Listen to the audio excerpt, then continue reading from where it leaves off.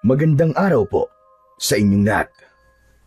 Ang kwentong inyong mapapakinggan ay tungkol sa batang si Tomas na nais maging mahusay na manunugis gaya ng kanyang lolo Rodolfo. Ngunit walang tiwala si lolo Rodolfo kay Tomas, kaya palagi nitong sinasabi na walang pag-asang maging manunugis ang batang si Tomas. Hanggang dumating sa buhay nila ang dayong si Esteban na mabilis na nakapalagayan ng loob ni Tomas. Nang malaman ni Tomas ang isang mahiwagang sandata laban sa mga aswang na matatagpuan sa isang natutulog na bulkan, ay si Esteban ang unang nag-udyok sa kanya para kunin ang naturang sandata.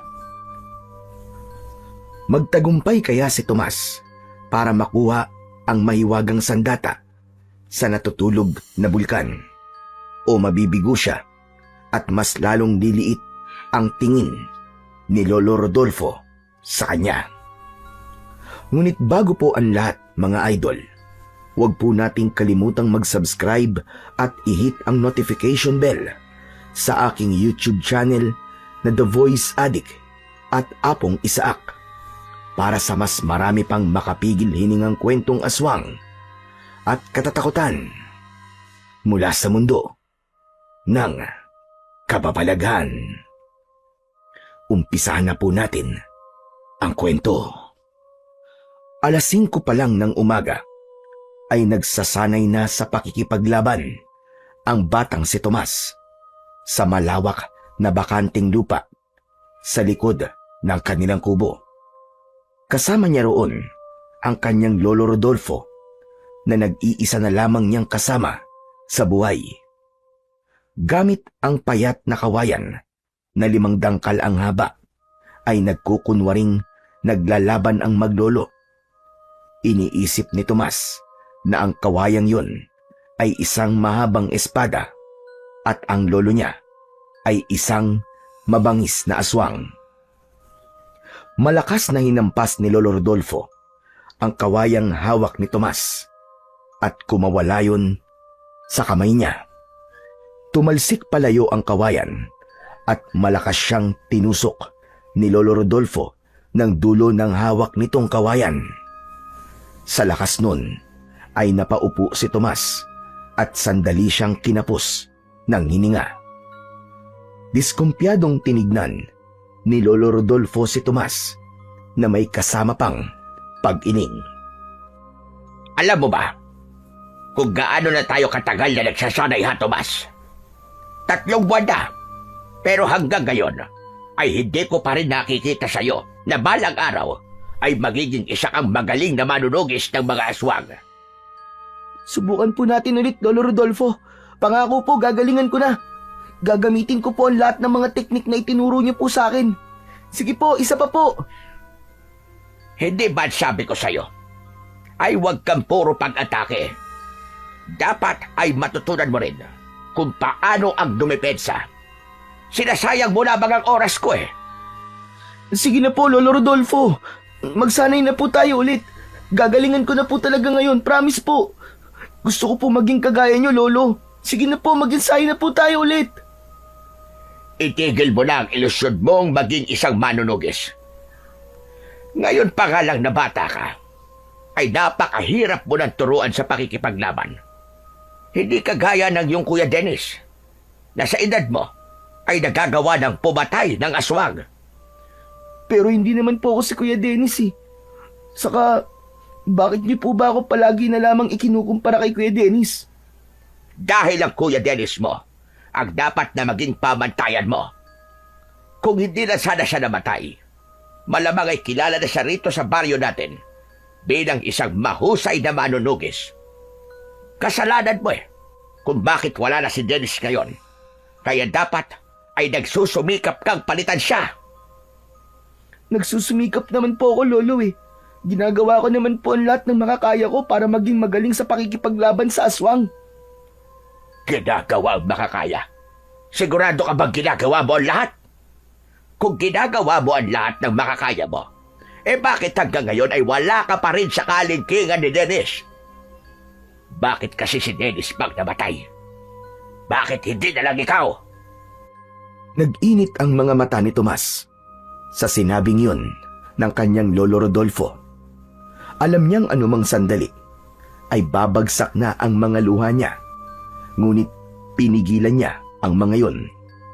Hindi siya maaaring umiyak sa harapan ni lolo Rodolfo dahil para rito ay pagpapakita ng kahinaan ang pag-iyak, lalo na sa isang lalaki. Tila nagulat din si lolo Rodolfo sa sinabi nito, kaya binitiwan na nito ang hawak nitong kawayan at iniba na nito ang usapan. Sumunod ka na lang sa loob. Mag-aalmusal na tayo.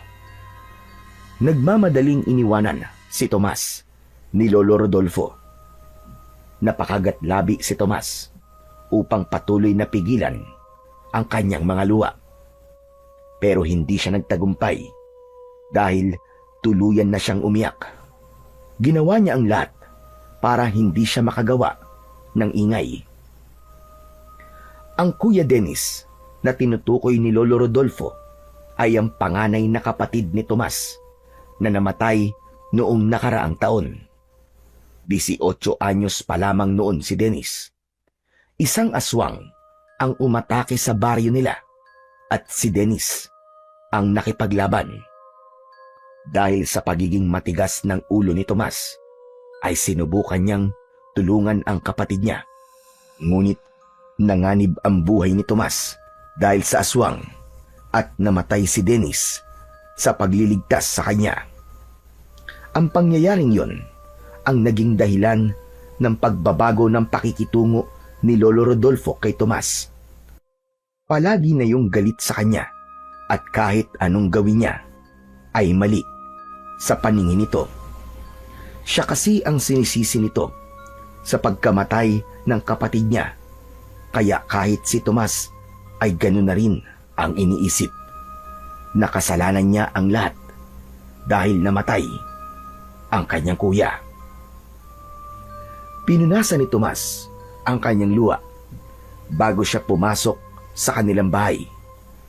Dumulog siya sa pagkainan kung saan may nakahain na nilagang saging na saba at mainit na kape.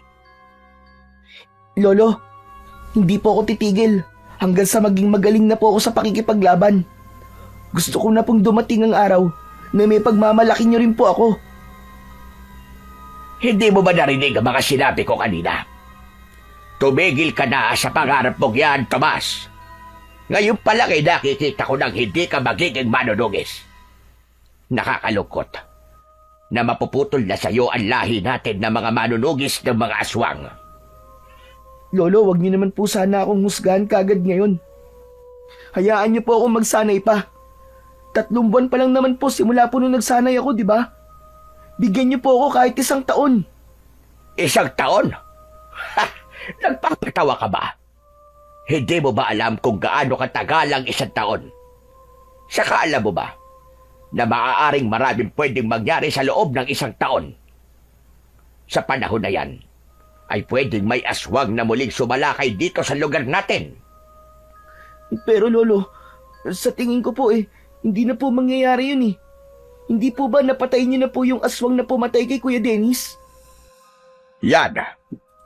Isa pa yan sa dahilan kung bakit hindi ka maaaring maging manunugis. Masyado ka kampante. Dapat ay palagi mong iniisip ang mga pwedeng mangyari sa hinaharap.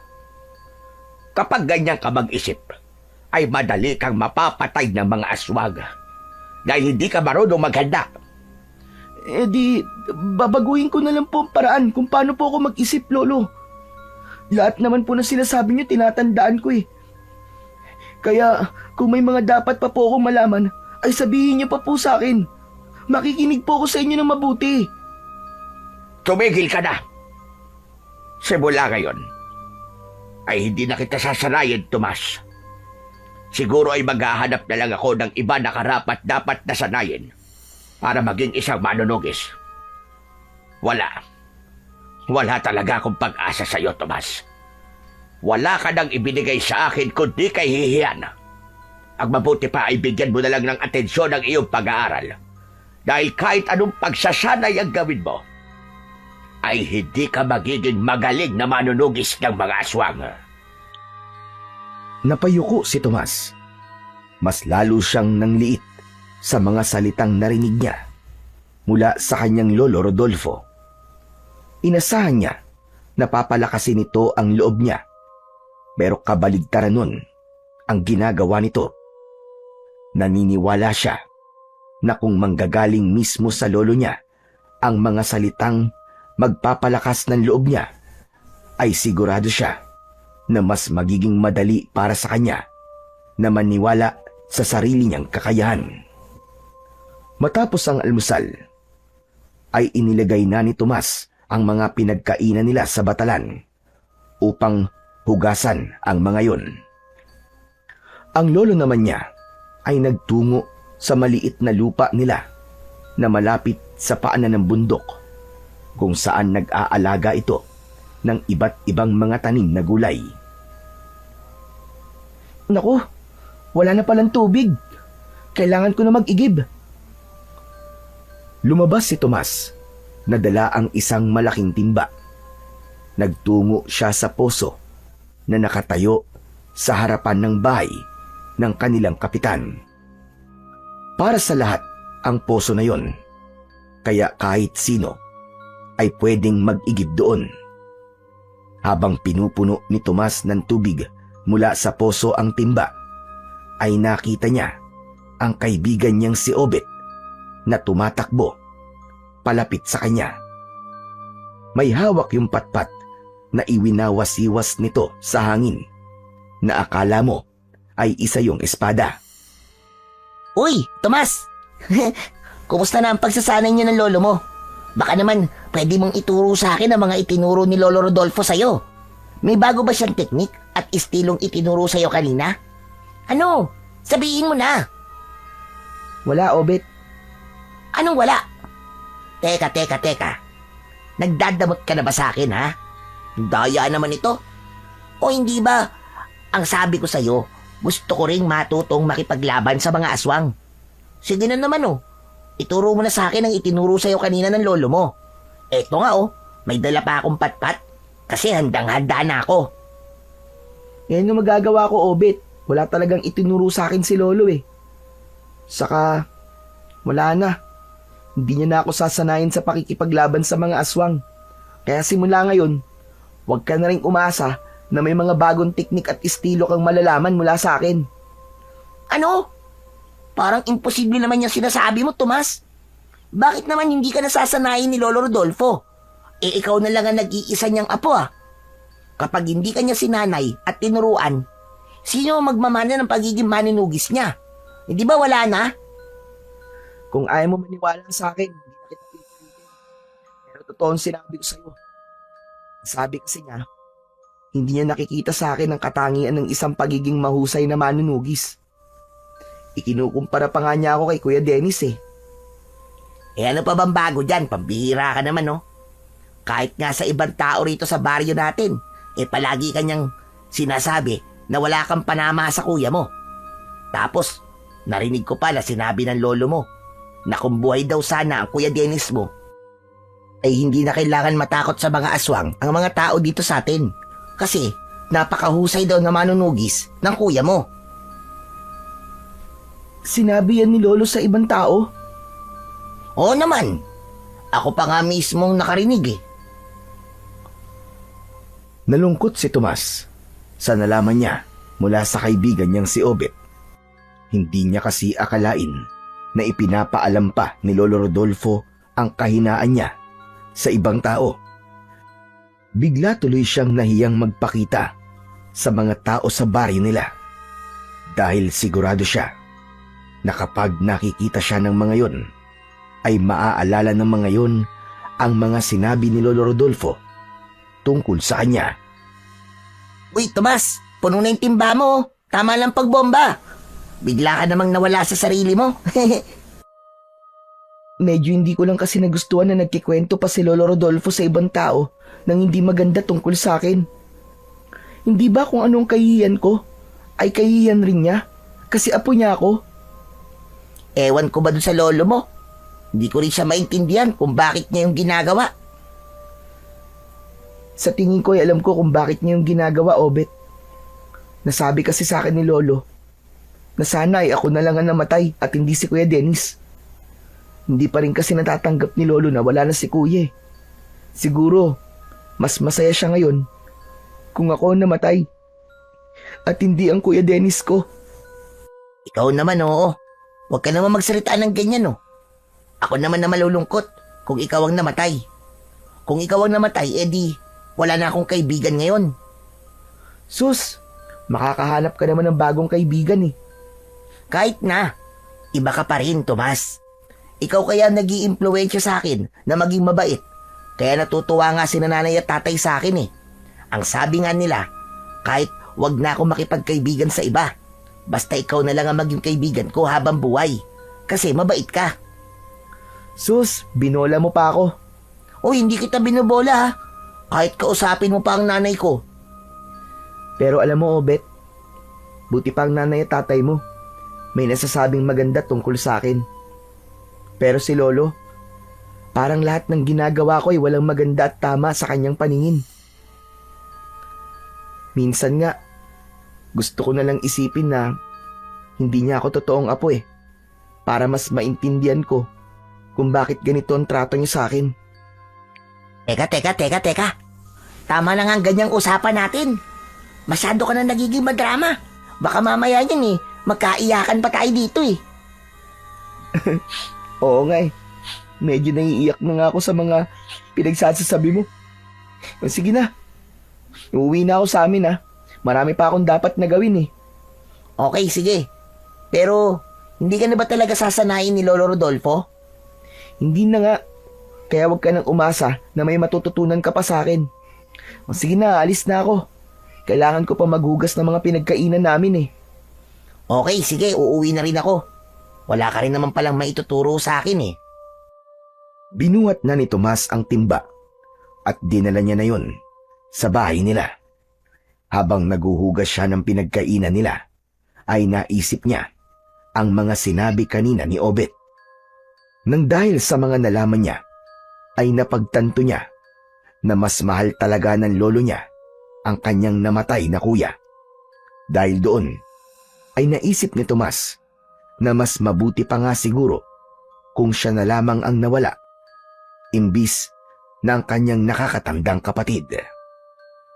Isang umaga, pagkaalis ni Lolo Rodolfo para magtungo sa taniman ng gulay, ay naghanap si Tomas ng maaari niyang gawin. Napansin niyang maraming tuyong dahon sa harapan ng kubo nila na mula sa 2 puno ng mangga. Kinuha niya ang walis tingting at nagsimula siyang magwalis.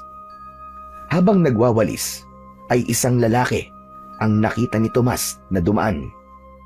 Meron yung dalang traveling bag at noon lang niya nakita ang naturang lalaki.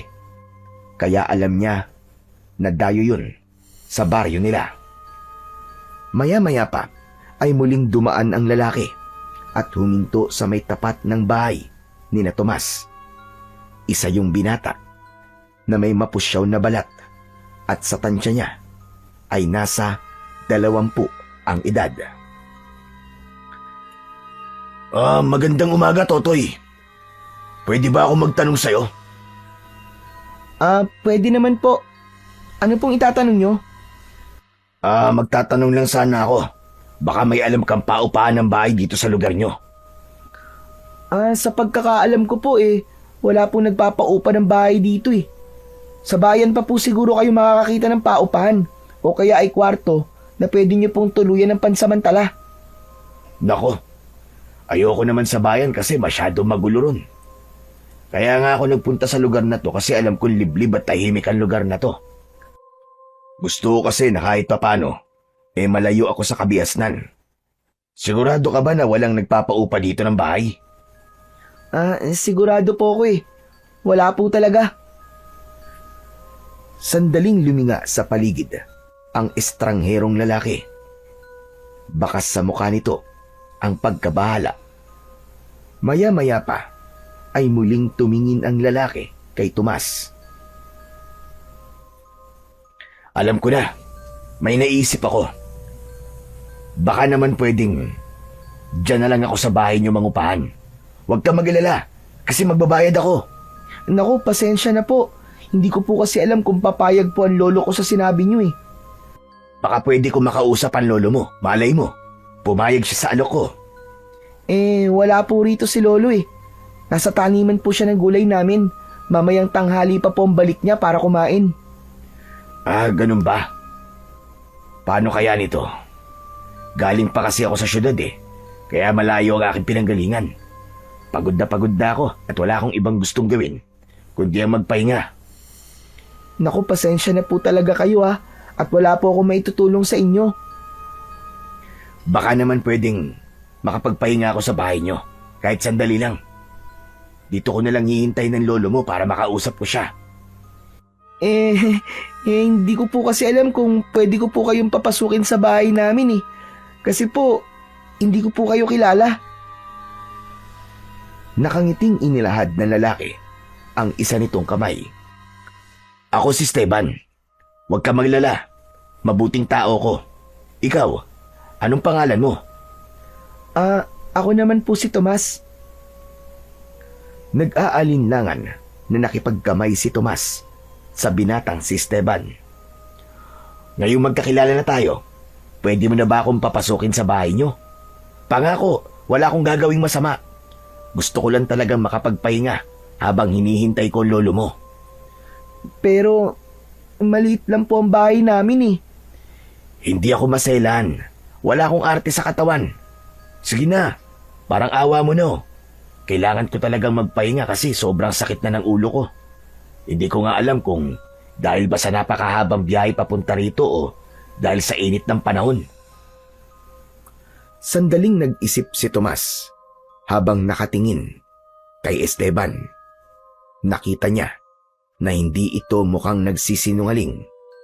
Tagaktak ang pawis nito sa noo at sa itsura nito ay tila masakit talaga ang ulo. Bilang maawain ay naisip ni Tomas na baka kung ano ang mangyari kay Esteban kapag hindi niya ito tinulungan. Sige po, pumapayag na po kung magpahinga po kayo sa loob ng bahay namin. Talaga? Naku, maraming salamat Tomas ha. Hindi ako nagkamali ng pakiramdam sa'yo na isa kang mabuting bata. Halika po, pumasok na po tayo sa loob. Nagpatiu na si Tomas habang nakasunod sa kanya si Esteban. Pagpasok nila ay binuksan ni Tomas ang pintong gawa sa kawayan. Ito po ang kwarto namin. Dito po kayo magpapahinga, kuya. Maraming salamat ha. Tatanawin kong malaking utang na loob tong pagtulong mo sa akin. Wala pong anuman. Sige po, magpahinga na po muna kayo. Oh, etong 3,000 piso. Bayad ko para sa kabutihan mo. Naku, wag na po. Saka, masyado naman pong malaki yan. Hindi ko po matatanggap ang perang yan. Sige na, tanggapin mo na. Ang mga batang mababait na kagaya mo ay dapat binibigyan ng gantimpala. Naging mapilit ang dayo na si Esteban sa pagbigay ng pera hanggang sa wala nang nagawa si Tomas kundi ang tanggapin yun. Nagpasalamat na lang siya at ibinulsa niya ang pera. Pagpasok ni Esteban sa kwarto ay iniwanan na ito ni Tomas at bumalik na siya sa pagwawalis sa harapan ng kanilang bahay. Maya-maya pa ay bigla siyang natigilan nang maalala niya si Lolo Rodolfo. Bigla siyang kinabahan nang maisip niyang baka mapagalitan siya ng lolo niya dahil nagpatuloy siya ng isang estranghero sa kanilang bahay. Pero alam niya ring wala na siyang magagawa dahil nasa loob na si Esteban at nakakahiya kung paaalisin pa niya yon. Pagsapit ng tanghali, ay nagsaing na ang batang si Tomas.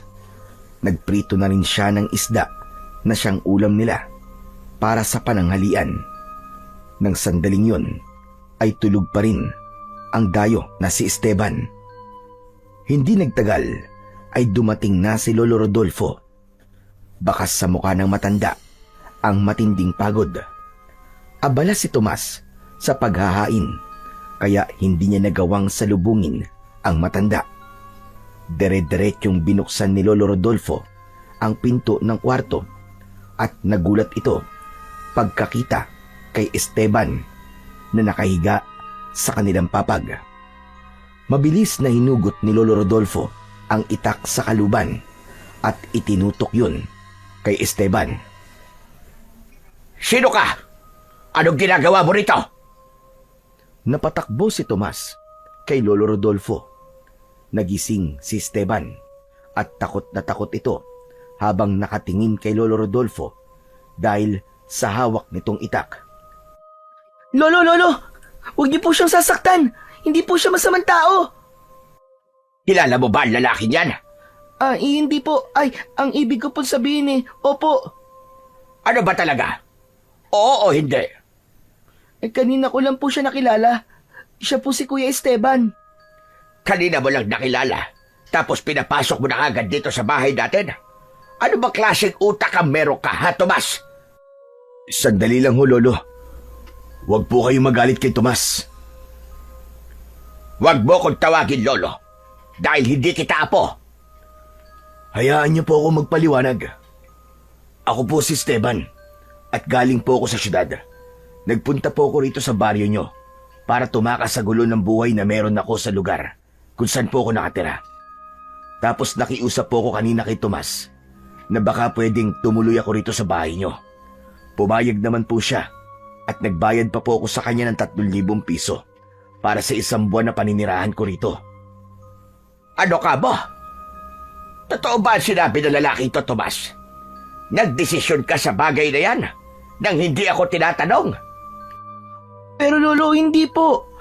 Kuya Esteban, ang sabi niyo po ay magpapahinga lang po kayo. At yung 3,000 po, bigay niyo po sa akin. Nako, hindi yata tayo nagkaintindihan kanina, Tomas. Yung 3,000 na sinabi ko, bayad yun para sa isang buwan na pananatili ko rito sa bahay nyo. Ikaw talagang bata ka. Kahit kailan ay hindi ka nag-iisip. Nagdidesisyon ka nang hindi ako kinakausap. Hala, sige, ibalik mo sa kanya 3,000 piso. Bumaba si Esteban ng papag at nagulat si Tomas nang lumuhod yun sa harapan ni Lolo Rodolfo. Parang awa niyo na po. Huwag niyo po akong paalisin. Wala na po talaga ako matutuluyang bahay. Anong akala mo? Makukuha mo ako sa pagload-load mo na yan. Umalis ka na. Hindi pa upahan ng bahay ko. Layas! Sige po. Hindi ko na po kayo pipilitin. Pasensya na po. Tumayo si Esteban at kinuha ang dala nitong traveling bag. Ibinalik naman ni Tomas ang perang ibinigay sa kanya ni Esteban. Saka yun lumabas ng kanilang bahay. Matalim ang mga matang tinignan ni Lolo Rodolfo si Tomas. Ikaw na bata ka. Sa susunod na gawin mo ulit ito, ay masasaktan ka talaga sa akin. Hindi ba't maigpit kong bilin na huwag kang magpapapasok dito nang hindi mo kilala? Pasensya na po, Lolo. Naawa lang po talaga ako sa kanya kasi ang sabi po niya, pagod na po siya. Yang pagiging maawain mo ang magpapahamak sa'yo. Tandaan mo yan. Napayuko na lang si Tomas at muli niyang ipinagpatuloy ang paghahain para sa kanilang pananghalian. Hindi naalis sa isip niya ang pagsisinungaling na ginawa ni Esteban kanina. Nang dahil kasi roon ay mas lalong nagalit si Lolo Rodolfo sa kanya. Kinagabihan, magkatabing natutulog sa papag sina Tomas at Lolo Rodolfo. Sabay silang nagising nang makarinig sila ng malalakas na pagkatok sa pinto ng kubo nila. Tomas! Tomas, tulungan niyo ako! Tomas! Parang awa niyo na! Tulong! Sandali lang. Hindi ba't yun yung Esteban? Ano na naman bang ginagawa niya rito? Lolo, humihingi po siya ng tulong. Nako, malamang ay umaarte lang yun para papasukin natin. Humanda siya sa akin ngayon. Lolo, sandali, ano pong gagawin niyo? Lumabas si Lolo Rodolfo ng kwarto. Sinindihan nito ang gasera. Sumunod si Tomas sa lolo niya at kinabahan siya dahil kinuha nito ang itak. Malalaki ang hakbang na tinungo ng matandang lalaki ang pinto at saka nito yun binuksan. Kapwa natigilan sina Tomas at Lolo Rodolfo nang makita nila si Esteban na duguan. Meron yung sugat sa dibdib at braso na tila kinalmot ito ng isang mabangis na hayop. Teka, ano nangyari sa'yo? Tulungan niyo po ako. May umatake po sa akin habang natutulog po ako sa ilalim ng isang puno. Hindi ko po alam kung anong klaseng nilalang yun. Halika, dalian mo. Pumasok ka. Nagmamadaling pumasok si Esteban. Naupo yun sa mahabang upuan na gawa sa kawayan. Bakas sa mukha ng binata ang labis na sakit at pangihina. Agad namang isinarado ni Tomas ang pinto ng kanilang kubo. Maraming salamat po't pinapasok niyo ako. Akala ko talaga'y katapusan ko na. Teka. Ang sabi mo ay inatake ka ng isang nilalang. Ilarawan mo nga ang nilalang na yon. Para siyang halimaw eh. Parang demonyo. Matatalim ang mga tingin niya at matutulis sa mga kuko.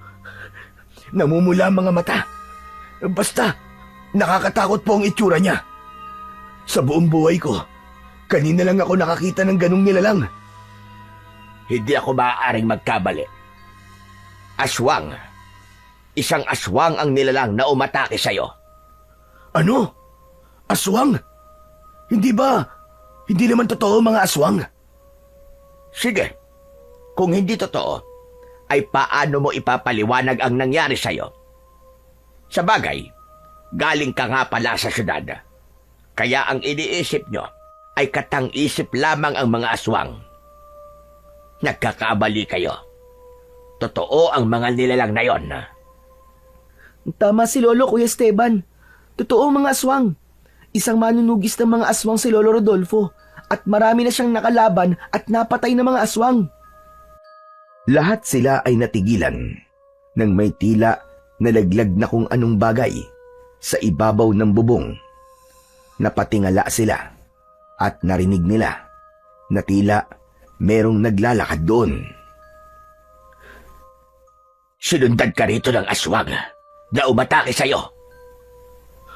Ho? Anong gagawin ho natin? Baka pumasok siya rito.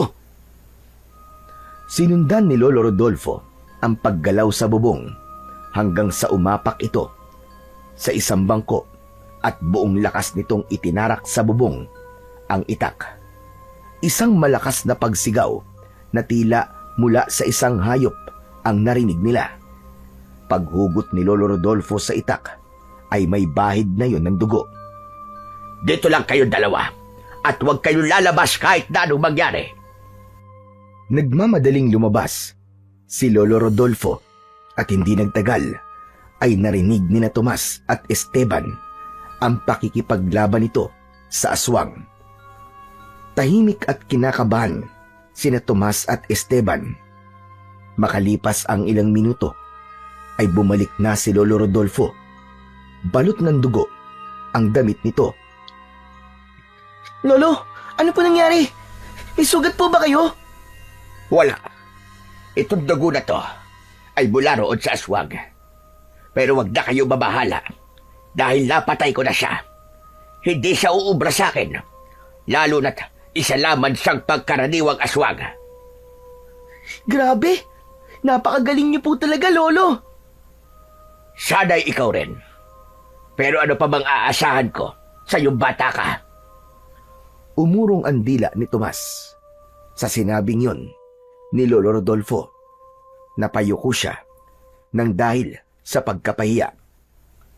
Lumapit si Lolo Rodolfo kay Esteban. Kailangan malinisan ang sugat mo dahil baka magkaroon niya ng impeksyon. Tomas, kumuha ka ng dahon na tinatapal ko sa sugat, yung nasa gilid ng bahay. Tumalima naman kagad si Tomas at sa paglabas niya ng bahay ay nakita niya sa ilalim ng puno ng mangga ang walang buhay na katawan ng aswang. Tadtad yun ng taga at saksak. Halos maligo na yun sa sarili nitong dugo. Inalis niya ang tingin sa aswang at kumuha siya ng dahon na sinasabi ni Lolo Rodolfo. Pagbalik niya sa loob ng bahay, ay nililinisan na ni Lolo Rodolfo ang sugat ni Esteban sa dibdib at braso nito. Tubig at labakara ang gamit ng matanda sa paglilinis ng mga sugat ni Esteban. Dalhin mo na nga mga dahon dito, Tomas. Pagkatapos ay kumuha ka ng lumang damit. Gupitin mo ng pahaba at yun ang gagamitin kong benda.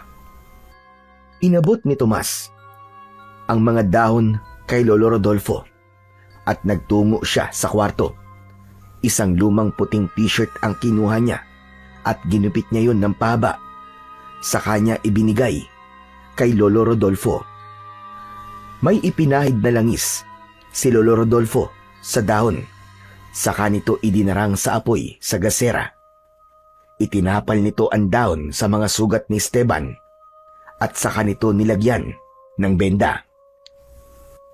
Huwag ka na munang masyadong gumalaw.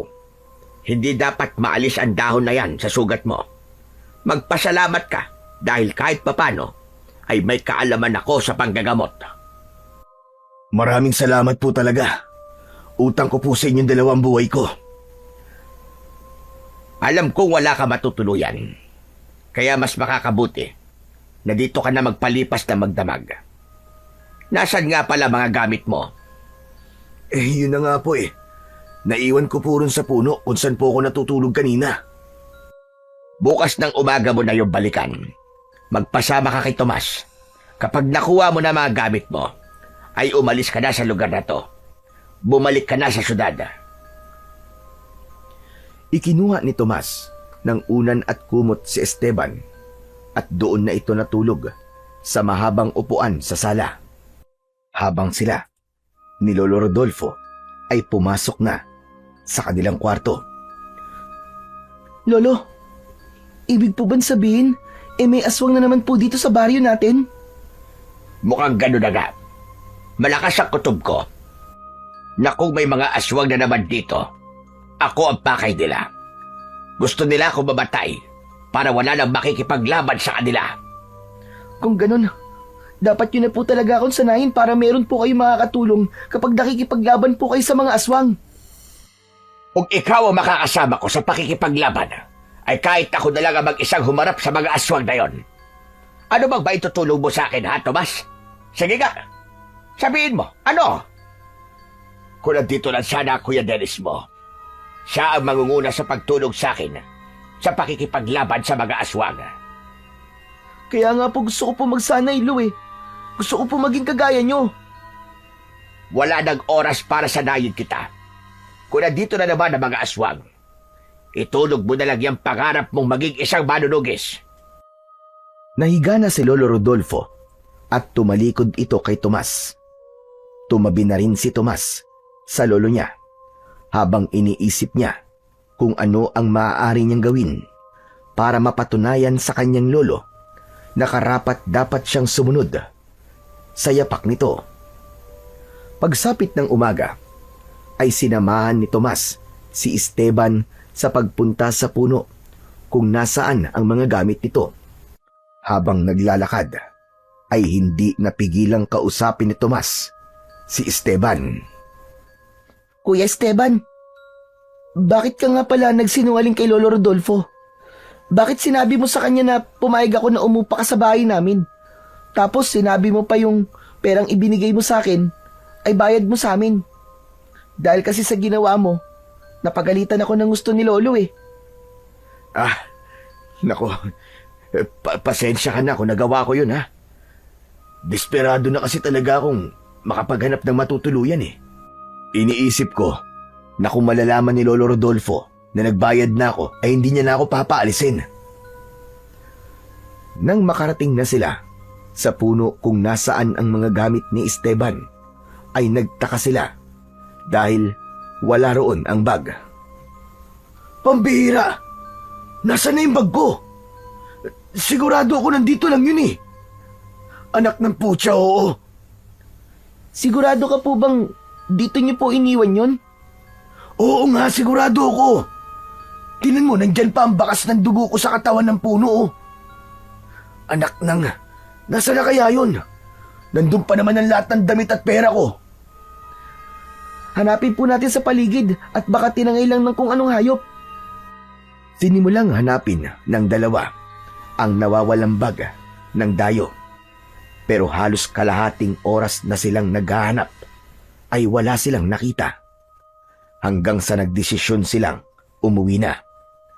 Naabutan nila si Lolo Rodolfo na naghahanda sa pagpunta sa taniman ng mga gulay. Oh, nasaan na yung mga gamit mo, Esteban? Bakit hindi mo dala? Yun na nga po, Lolo Rodolfo eh. Wala na po sa puno yung bag ko. Hinanap na po namin sa paligid pero wala na talaga, hindi na namin nakita eh. Hindi po ako makakaalis kasi nandun po ang pera ko. Nako, tinamaan ka talaga ng kamalasan, oo. Paano kanyan ngayon? Paano ka makakabalik sa syudad? Yun na nga, hindi ko rin po alam. Pero, Lolo Rodolfo, makikiusap po sana ulit ako sa inyo na baka pwedeng dito muna ako sa bahay nyo habang nag-iipon pa ako ng pera para pamasahe ko pabalik sa syudad. Tiwala na po kasi ako sa inyo ni Tomas eh, at alam kong nasa mabuti akong kamay kung kayo ang kasama ko. Tiwala ka nga sa amin, pero kami ba ay may tiwala na sa'yo? Lolo Rodolfo, hindi naman po ako masamang tao eh. Nangangako rin po ako na hindi ako magdadala ng sakit ng ulo sa inyo habang dito ako nakatira. Kailangan ko lang po talaga ng matutuluyan. Ay nako, mukhang wala naman na akong magagawa, kundi ang tulungan ka. Baka sa labas ka ulit matulog at atakihin ka na naman ng mga aswang.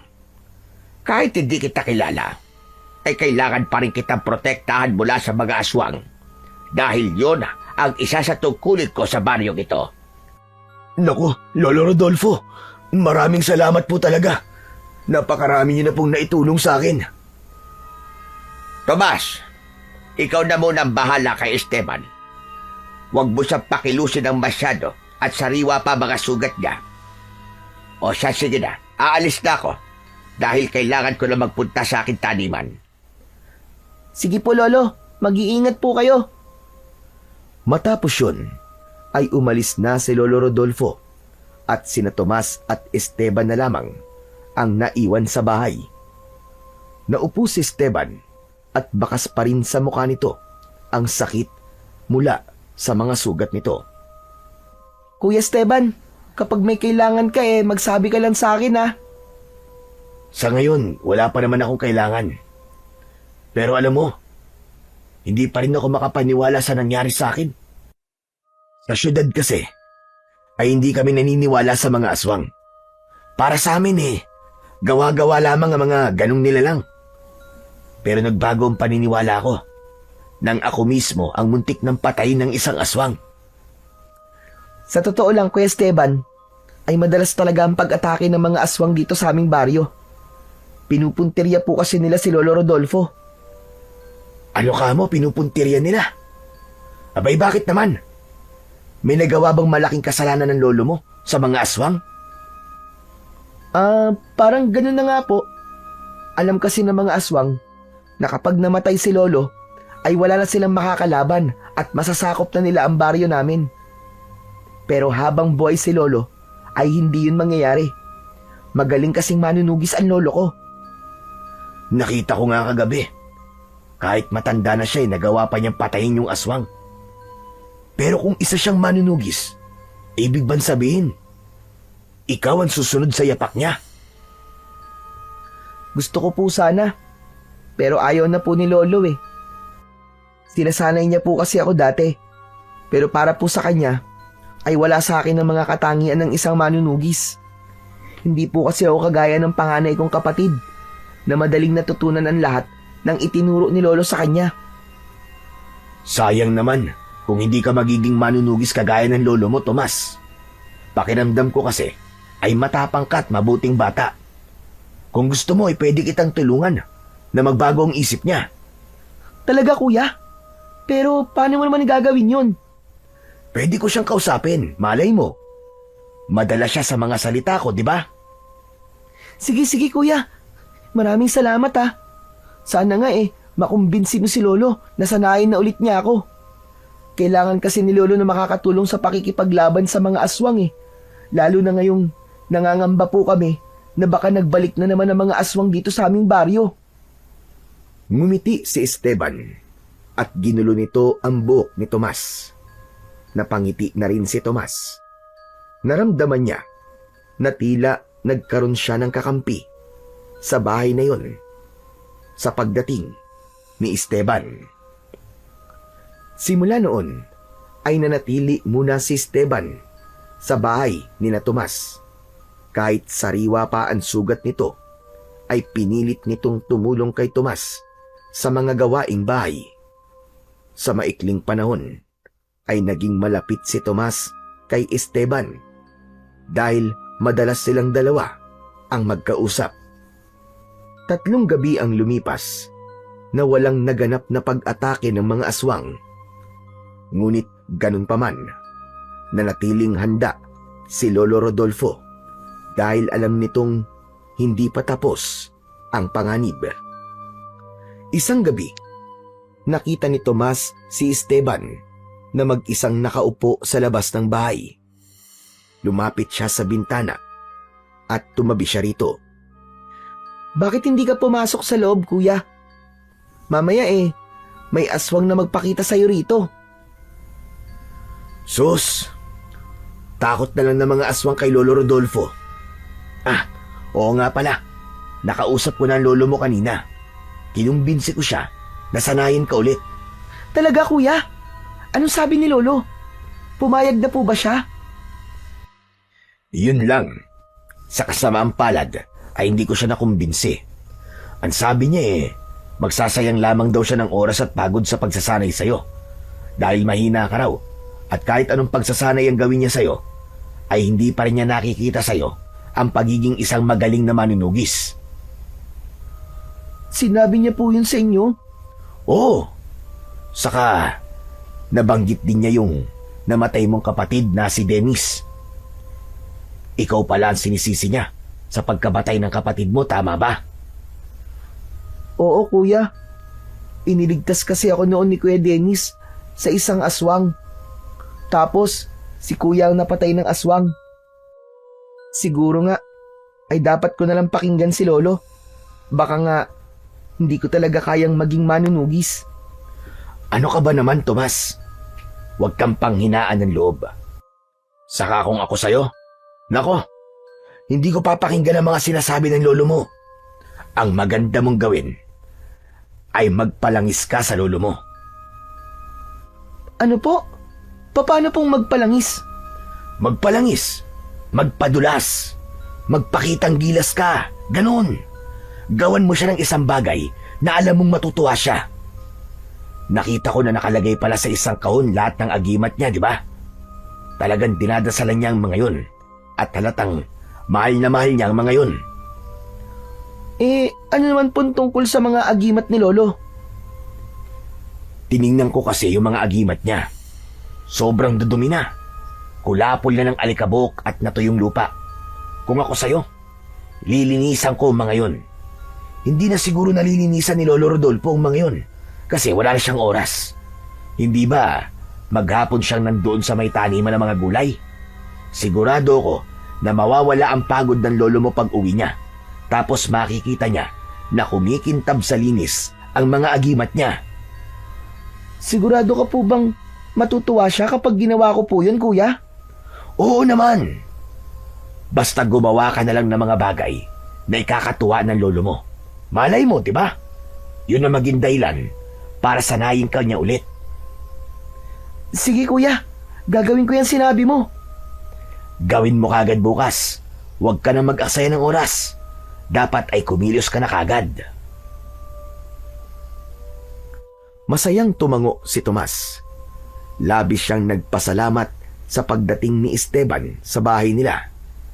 Dahil sa gabing yun, ay naramdaman niyang ito ang makakatulong niya upang sanayin siya ulit ni Lolo Rodolfo para maging mahusay na manunugis. Kinabukasan ng umaga, pagkaalis ni Lolo Rodolfo, ay agad nang sinimulan ni Tomas ang mga gawaing bahay na kailangan niyang matapos. Habang nagwawalis siya sa loob ng bahay, ay nakadungaw sa bintana si Esteban. Kuya Esteban, parang inip na inip ka na yata. Tama ka. Simula kasi nang tumira ako rito sa inyo, ay hindi na ako nakakalabas. Ano kaya kung mamasyal ako rito sa baryo nyo, no? Sige kuya, pero hindi kita masasamahan kasi marami pa akong gagawin eh. Huwag ka mag-alala, ayos lang. Kaya ko naman kahit mag-isa lang ako eh. Ano bang magandang puntahan dito? Ah, oo. Meron talon sa gubat na nasa dulo ng baryo. Sundan mo lang yung daan at makikita mo na kagad yung talon. Ayos, sige. Doon ako pupunta. O paano? Alis na ako ha? Ay, oo nga pala. Huwag mong kalimutan yung pinag-usapan natin kagabi ha. Linisan mo yung mga agimat ni Lolo Rodolfo para matuwa siya sa'yo. Ay, oo nga pala. Buti pinaalala mo sa akin, kuya. Nakalimutan ko na kasi. Pagkatapos ng mga gagawin ko gagawin ko na kagad yun. Ayos, sigurado ko na matutuwa ang lolo mo sa'yo. Ngumiti na si Esteban kay Tomas bago yun tuluyang umalis. Nang mag-isa na lamang si Tomas, ay ginawa na niya ang mga dapat niyang gawin. Pagsapit ng tanghali, ay dumating si Lolo Rodolfo para kumain. Nagtaka ito dahil wala si Esteban. Sinabi ni Tomas na mukhang nawili sa talon si Esteban, kaya hindi pa rin yun umuwi. Matapos kumain, ay umalis ng muli si Lolo Rodolfo para bumalik sa taniman ng mga gulay. Total, wala na akong gagawin. Lilinisan ko na ang mga gamit ni Lolo. Sana matuwa siya sa gagawin ko na yon. Inuwa ni Tomas sa kwarto ang kahon kung saan nakalagay ang mga agimat ni Lolo Rodolfo. Dinala niya yon sa batalan at inilagay niya roon ang mga agimat ng kanyang lolo. Tama nga si Kuya Esteban. Napakarumi na nga ng mga agimat ni Lolo. Grabe, ang daming alikabok, may mga lupa pa. Kailangan ko na malinisan ang mga to. Inilagay ni Tomas sa maliit na palanggana ang mga agimat. Nilagyan niya yon ng tubig at sabon. Sinimulan niya ng kuskusin ang mga agimat gamit ang lumang toothbrush. Siniguro niya na naalis niya ang mga dumi na nasa bawat agimat. Makalipas ang ilang sandali, ay natapos na siya at pinunasan niya na ang mga agimat. Ibinalik niya na ang mga yon sa kahon. Ipinatong niya ang kahon sa ibabaw ng lamesa sa kusina upang pagdating ni Lolo Rodolfo ay makita nito agad yon. Sabik na hinintay ni Tomas ang pagdating ng kanyang Lolo Rodolfo hanggang sa sumapit na ang 5:00 ng hapon. Natanaw na niya ang kanyang lolo. Gaya ng mga nakalipas na araw, ay bakas sa mukha ng matanda ang labis na pagod. Ano nangyari? Bakit wala si Esteban? Umalis ba siya ulit? Hindi pa rin po umuwi, Lo eh. Pinuntahan ko po siya kanina sa talon pero wala naman po siya ron eh. Saan kaya nagpunta ang lalaking yon? Pambihira naman, oo. Hindi ko rin po alam, Lo. Pero babalik naman po siguro siya bago dumilim. Wala talagang takot ng Esteban na yon. Minsan na nga siyang inatake ng aswang, pero hindi pa rin mapirmi rito sa bahay. Ang sabi po kasi niya, Lo, naiinip po siya dito kaya lumabas muna siya. Nako, bahala na nga siya sa buhay niya.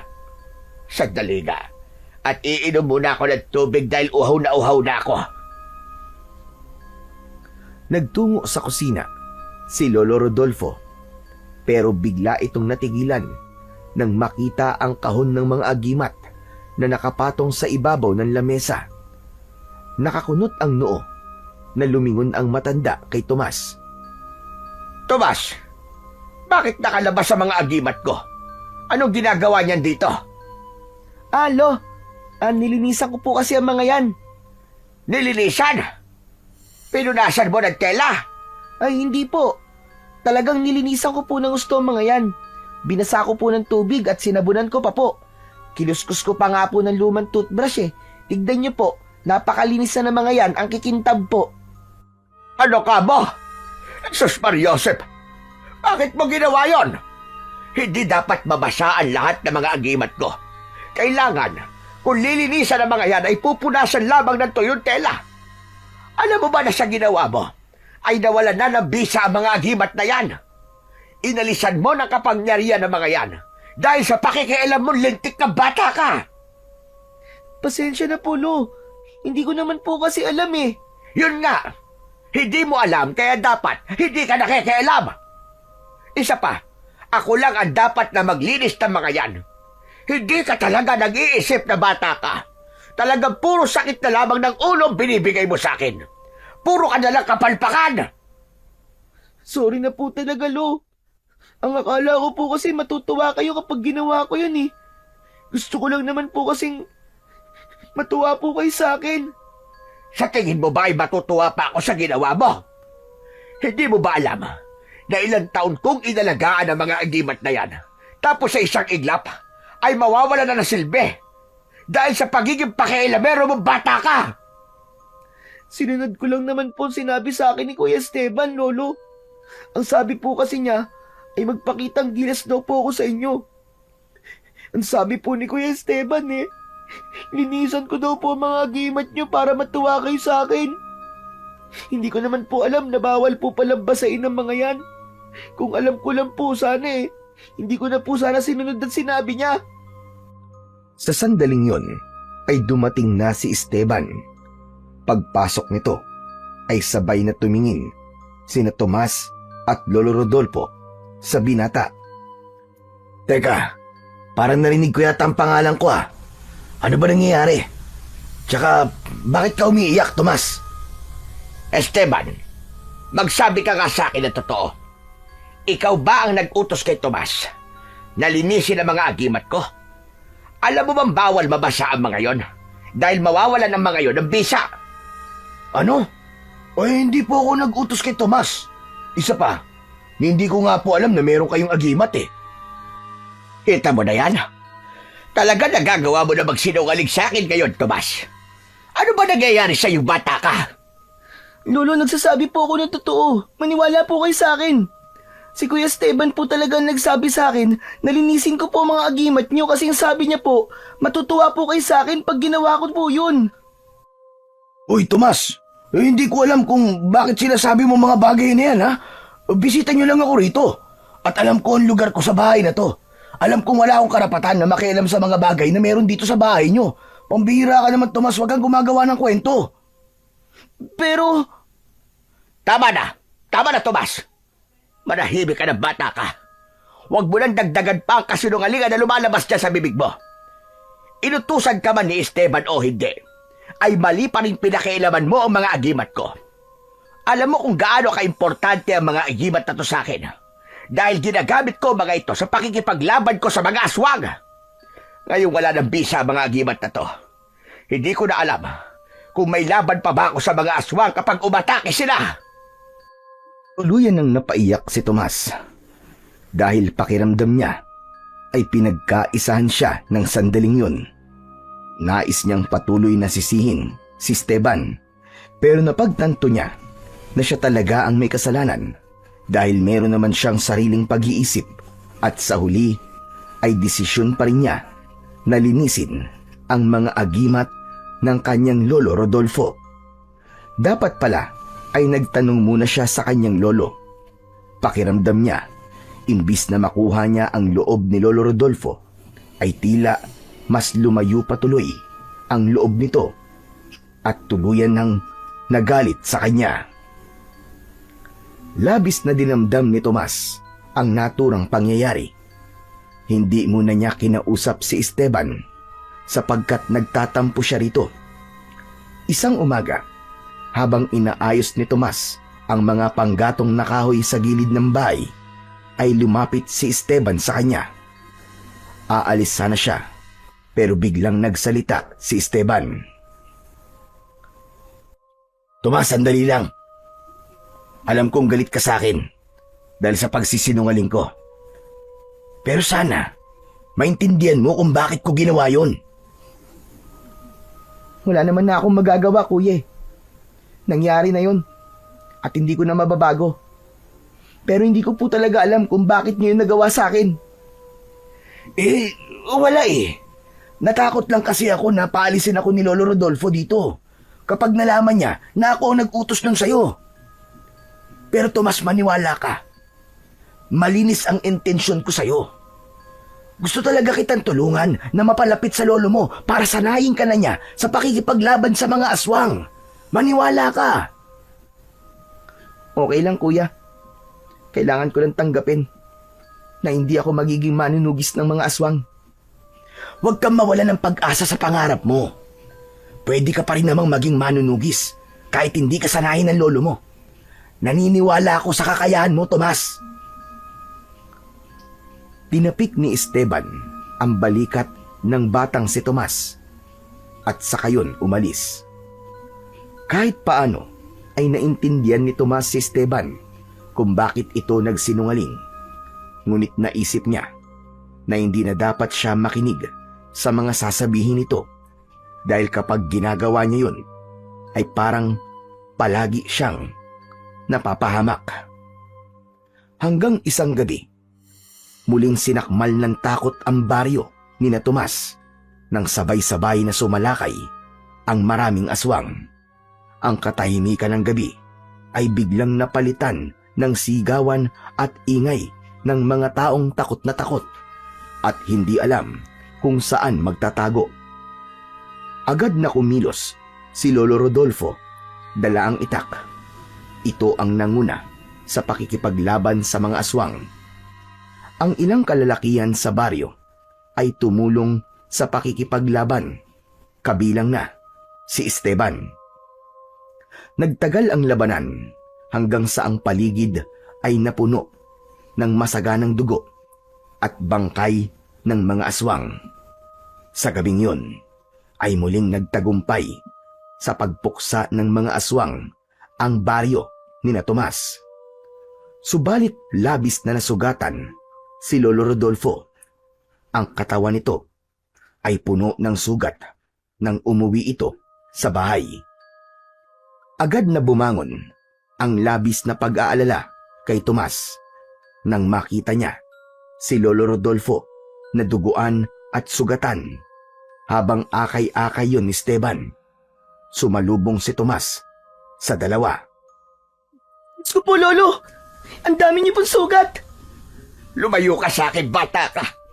Lumayo ka! Kasalanan mo kung bakit ganito nangyari sa akin.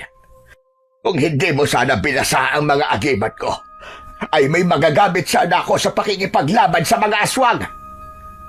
Tomas, kumuha ka na lang ng panlinis ng sugat ni Lolo Rodolfo. Bilisan mo!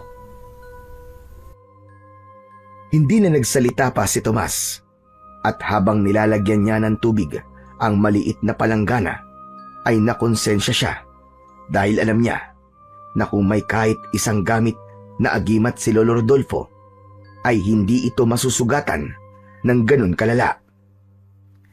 Inabot ni Tomas ang panlinis ng sugat kay Esteban dahil alam niya na mainit ang ulo ni Lolo Rodolfo sa kanya.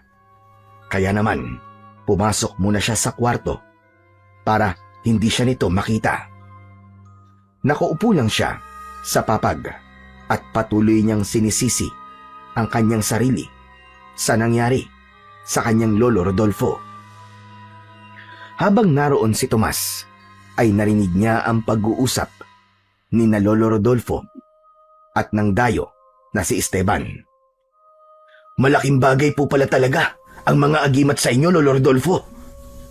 Siyang tunay, kung may gamit sana akong agimat kanina, ay hindi ako masusugatan ng ganito. Magkakaroon sana ako ng proteksyon kahit papano sa mga aswang. Buwisit! Buwisit na yan!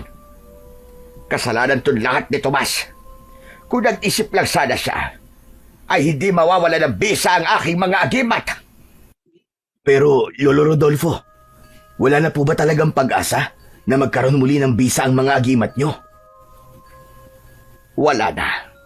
At yun ang labis kong ikinalulungkot.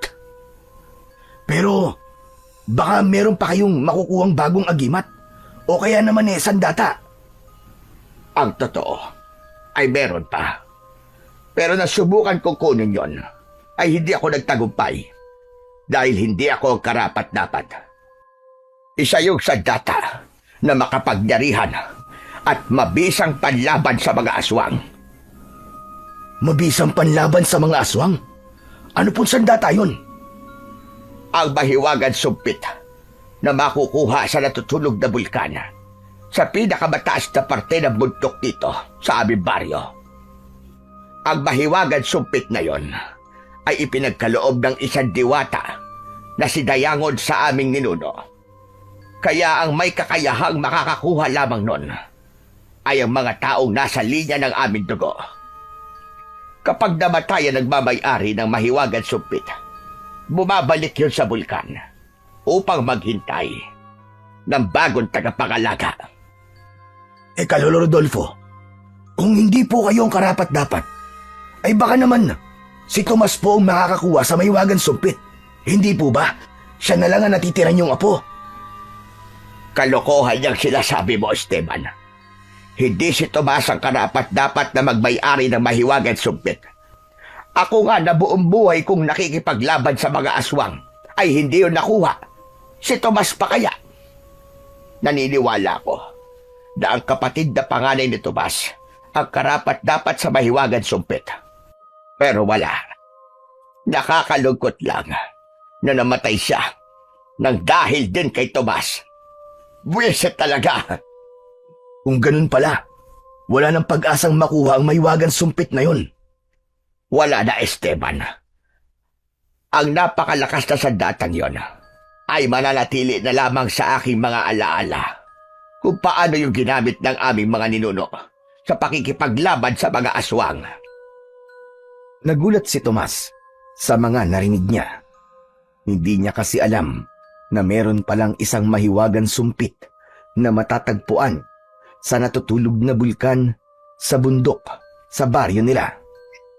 Ang bagay na yun ay noon lamang niya narinig at kahit kailan ay hindi yun ipinaalam ni Lolo Rodolfo sa kanya. Mas lalo niya tuloy naramdaman na napakaliit ng tingin nito sa kanya dahil hindi nito pinasubok sa kanyang kunin ang mahiwagan sumpit. Dahil sa sugatan si Lolo Rodolfo ay hindi muna ito nagtrabaho sa taniman ng mga gulay. Nasa bahay lamang ito habang nagpapahinga at nagpapagaling. Kaya si Tomas muna ang pansamantalang nag-alaga sa mga tanim na gulay ni Lolo Rodolfo. Isang umaga, maaga pa lang, ay nasa taniman na si Tomas. Binungkal niya ang lupa at diniligan niya ang mga nakatanim na gulay. Habang abala siya sa kanyang ginagawa, ay nagulat siya sa biglang pagdating ni Esteban. Oh, kuya! Anong ginagawa mo rito? Naisip ko kasi na tulungan ka sa mga ginagawa mo rito. Si Lolo, wala siyang kasama sa bahay Kawawa naman yun. Huwag ka mag-alala. Natutulog siya nang iwanan ko. Saka sa tingin ko ayos naman na siya, kaya wala kang dapat ipag-alala sa kanya. Ano palang pwede kong gawin dito para tulungan ka? Tulungan mo na lang ako magdilig, kuya, pagkatapos ay pwede na tayong umuwi. Kinuha ni Esteban ang isang timba at nilagyan nito yon ng tubig mula sa maliit na balon. Saka ito nagsimulang magdilig ng mga gulay. Biglang bumalik sa alaala ni Tomas ang pinag-usapan ni na Esteban at Lolo Rodolfo nung gabi matapos makipaglaban ng mga ito sa mga aswang. Kuya Esteban, sandali. Narinig ko yung pinag-usapan niyo ni Lolo nung nakaraang gabi. Yung tungkol dun sa Maywagan Sumpit. Yun ba? Narinig mo pala kami. Alam mo, sa totoo lang, ay hindi ako makapaniwala na may ganun sandata palang pamilya nyo. Biruin mo, kung makukuha yun ni Lolo Rodolfo, sigurado ko na lahat ng mga aswang na makakaharap niya ay mapapatay niya sa napakadaling paraan lang. Yun nga lang, ang sabi niya ay sinubukan niyang kunin na Maywagan Sumpit na yon. Pero hindi siya nagtagumpay. Ibig sabihin, hindi daw siya ang karapat-dapat. Mga kadugo niyo lang daw kasi ang pwedeng maging tagapangalaga nun . Sa totoo lang, nagtatampo ako kay Lolo . Kasi hindi niya sinabi sa akin ang tungkol sa Maywagan Sumpit na yon. Parang sobrang sigurado na siya kagad na hindi ko yun makukuha. Ba't di mo subukang kunin? Ayoko na makinig sa mga sinasabi mo, kuya. Palagi naman ako napapahamak . Ano ka ba? Isipin mo na lang, kapag nakuha mo Maywagan Sumpit, sigurado ako na magbabago kagad ang tingin sa'yo ni Lolo Rodolfo. Saka isa pa, malakas talaga ang kutob ko na ikaw ang susunod na tagapangalaga nun. Kasi ikaw na lang ang natitirang apo ni Lolo Rodolfo . Kaya kung ako sa'yo, susubukan kong kunin yung Maywagan Sumpit na yon. Malay mo naman, di ba? Saka, wala namang mawawala sa'yo kung susubukan mo. Pero paano ko naman yun makukuha? Paniguradong may mga dapat pang gawin para makuha yun. Alam ko kung paano. Ha? Paano mo naman nalaman, kuya? Kinausap ko kagabi si Lolo Rodolfo habang tulog ka na. Ang sabi niya ay kailangan mong patakan ng sarili mong dugo yung bunganga ng bulkan. Tapos, kung ikaw ang karapat-dapat, ay lilitaw ang Maywagan Sumpit at saka mo yun makukuha. Ano? Gusto mo bang kunin yun? Ewan, hindi ko alam, kuya. Natatakot ako kasi baka mamaya may mangyaring masama kapag sinubukan kong kunin yun. Baka magalit na naman si Lolo Rodolfo sa akin. Alam mo, Tomas, kung palagi mo nalang iisipin na magagalit ang lolo mo sa mga bagay na gagawin mo, ay hindi talaga magbabago ang tingin niya sa'yo. Wala na, habang buhay ng ganun. Basta, naniniwala ako na ikaw lang ang hinihintay ng Maywagan Sumpit. Sigurado ko na ikaw ang susunod nun na tagapangalaga. Hindi na muna nagsalita si Tomas at pinagpatuloy niya ang pagdidilig sa mga gulay. Pero sa isip niya ay patuloy niyang pinag-isipan ang mga sinabi ni Esteban. Nagkaroon siya ng pagdadalawang isip kung dapat ba niyang subukang kunin ang Maywagan Sumpit sa natutulog na bulkan. Kinagabihan, hindi magawang makatulog ni Tomas. Iniisip niya pa rin kung dapat ba niyang kunin ang Maywagan Sumpit o mas dapat siyang maniwala kay Lolo Rodolfo na hindi siya ang karapat-dapat na maging susunod na tagapangalaga nun. Hanggang sa isang desisyon na ang nabuo ni Tomas. Bumangon siya at lumabas ng kwarto. Naabutan niya si Esteban na mahimbing na natutulog sa mahabang upuan. Kumuha siya ng kutsilyo sa kusina. Sinindihan niya ang lampara at saka siya lumabas ng bahay. Tahimik ang gabi na tinahak ni Tomas ang daan papunta sa bundok. Kailangan ko tong gawin para hindi ako magkaroon ng pagsisisi kung bakit hindi ko sinubukan kunin na mahiwagan sumpit. Tama si Kuya Esteban. Kapag nakuha ko mahiwagan sumpit, ay siguradong magbabago na kagad ang tingin sa akin ni Lolo Rodolfo. Matapang na umakyat sa bundok si Tomas. Alam niya ang daan papunta sa pinakamataas na bahagi ng bundok dahil nung buhay pa ang Kuya Dennis niya ay madalas silang nagtutungo roon upang pagmasdan ang kabuuan ng kanilang baryo. Para sa ito, Kuya Dennis. Gusto kong hindi masayang ang pagliligtas mo sa buhay ko. Patutunayan ko sa lahat, lalo na kay Lolo, na kaya ko ring maging kagaya mo.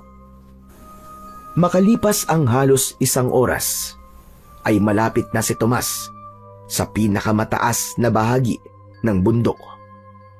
Mula roon, ay tanaw na tanaw niya ang kanilang baryo at ang iba pang lugar na kalapit nun. Sa kabila ng pagod na kanyang nararamdaman, ay hindi siya huminto sa paglalakad. Matibay ang determinasyon niyang marating ang kinaroroonan ng mahiwagan sumpit. Hanggang sa nakarating na si Tomas sa kanyang destinasyon, agad na bumungad sa kanya ang patay na bulkan.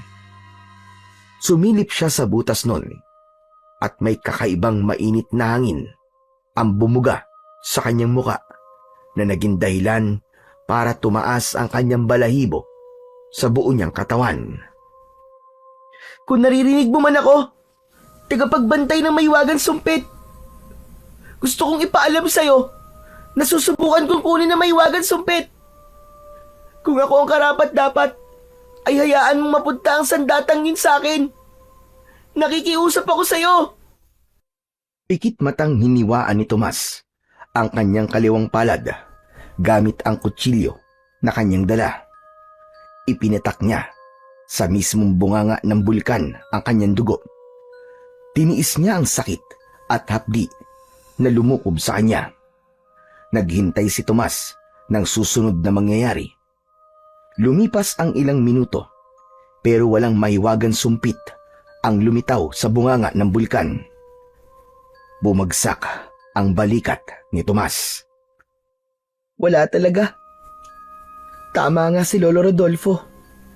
Hindi akong karapat-dapat na maging susunod na tagapangalaga ng mahiwagan sumpit. Pero hindi bale. Ang importante ay sinubukan ko kaysa wala akong ginawa. Tumalikod na si Tomas para bumaba ng bundok. Ngunit hindi pa siya nakakakbang nang biglang umuga ang lupa. Nawalan siya ng balanse at napaupo siya sa lupa. Mas naging malakas ang pag-uga, kaya nakaramdam na ng takot si Tomas. Paglingon niya sa bunganga ng bulkan, ay nagimbal siya ng puno na yun ng naglalagablab na apoy. Mula sa apoy ay lumitaw ang isang babae na nakasuot ng pulang damit. Kahit balot ng apoy ang babae, ay hindi yun nasusunog o kahit ang damit nito. Tatakbo sana si Tomas, pero naisip niya na baka ang babaeng yun ang diwatang nagbigay ng mahiwagan sumpit sa kanilang ninuno. Sinama mo ko, kaya ako ngayon ay nasa iyong harapan. Ako si Dayangon, ang diwatang tagapagbantay ng bulkang ito at ng mahiwagang sumpit na iyong ninanais. Ha? Dayangon? Tama nga ako. Ikaw ang diwatang nagbigay ng mahiwagang sumpit sa mga ninuno namin noon. Marahang tumayo si Tomas. Matikas siyang tumindig sa harap ng diwata. Ang iyong dugo, nalilinya ito sa angkan ng mga taong maaaring maging tagapangalaga ng mahiwagang sumpit. Sabihin mo sa akin, bakit mo ito nais na makuha? Mahal na diwatang Dayangon, gusto ko po kasing patunayan sa lolo ko na karapat-dapat ako maging isang manunugis. Bukod doon, gusto ko rin pong labanan ng mga aswang na sumasalakay sa aming baryo. Alam ko po na hindi na sila kaya ng aking lolo dahil wala na po siyang mga agimat. Aking nararamdaman na ikaw ay nagsasabi ng totoo. Ngayon, bibigyan kita ng pagkakataon upang kunin ang mahiwagang sumpit. Ikinumpas ni Dayangon ang mga kamay nito. Kasunod nun ay lumitaw sa harapan ng diwata ang isang malaking bato na hanggang bewang ni Tomas ang taas. Sa itaas ng bato ay nakatusok ang mahiwagang sumpit. Yan ang mahiwagang sumpit na iyong ninanais, bata. Subukan mo itong kunin. Kapag ito ay iyong nahugot mula sa bato, ibig sabihin ay ikaw na ang matagal nang hinihintay ng sumpit na bago nitong tagapangalaga. Napalunok si Tomas. Hindi siya makapaniwala na nasa kanyang harapan na ang bagay na magiging tulay upang magkaroon ng malaking pagbabago sa kanyang buhay. Lumapit siya sa bato at pinagmasdan niya ng mabuti ang mahiwagang sumpit. Gawa ang mahiwagang sumpit sa kawayan, ngunit may disenyo yun ng mga lumang simbolo. Kakulay yun ng lupa. Hindi pa man niya yun nahahawakan, ay nararamdaman na niya ang kapangyarihan na taglay nun. Sige na! Ano pang hinihintay mo, bata? Kunin mo na ang mahiwagang sumpit. Sandali lang po. Paano po kung hindi ko makuha ang mahiwagang sumpit? Ibig po bang sabihin ay hindi po akong karapat-dapat? Tama ka. Sapagkat tanging mga karapat-dapat lamang ang makakakuha niyan. Pero susubukan ko po. Huminga muna ng malalim si Tomas. Dahan-dahan niyang inilapit ang kanang kamay sa mahiwagang sumpit. Nang mahawakan niya yon, ay unti-unti yung uminit hanggang sa para na yung nagbabagang apoy. Ganun pa man, tiniis ni Tomas ang sakit. Hinawakan niya na ng 2 kamay ang sumpit at hinila niya na yon. Usang kumawala sa bato ang sumpit. Hindi makapaniwala si Tomas na nagawa niya yung makuha. Ang galing! Nakuha ko! Nakuha ko! Mahiwagang diwatang Dayangon! Tingnan mo! Nakita ko mahiwagang sumpit! Nakuha ko! Ang galing ko! Binabati kita, bata. Simula sa gabing ito, ay ikaw na ang bagong tagapangalaga ng mahiwagang sumpit. Tanging ikaw lamang ang makakagamit ng taglay nitong kapangyarihan. At huwag mo itong ipapahawak sa iba, lalo na't hindi mo alam ang kanilang tunay na intensyon. Babalik lamang ang mahiwagang sumpit kung saan ito nakahimlay. Sa sandaling ikaw ay bawian na ng buhay. Mahal na diwatang Dayangon, maraming salamat po. Sobrang saya ko dahil nakuha ko po to. Pero, paano ko po ba ito gagamitin? Gamitin mo to, gaya ng isang normal na sumpit. Ito ay maglalabas ng isang tinik na kapag tumama sa mga aswang, ay malulusaw sila na para bang sinusunog. Hindi lang ang kanilang katawan, kundi maging ang kanilang mga kaluluwa. Ngunit, iyong tatandaan na maaari mo lamang itong gamitin sa kabutihan at pagtulong sa nangangailangan. Babawiin ko sa iyo ang mahiwagang sumpit sa sandaling gamitin mo yan sa bagay na labag sa aking batas. Huwag po kayo mag-alala, mahal na diwatang Dayangon. Hindi ko po kayo bibiguin. Maraming salamat po talaga sa inyo.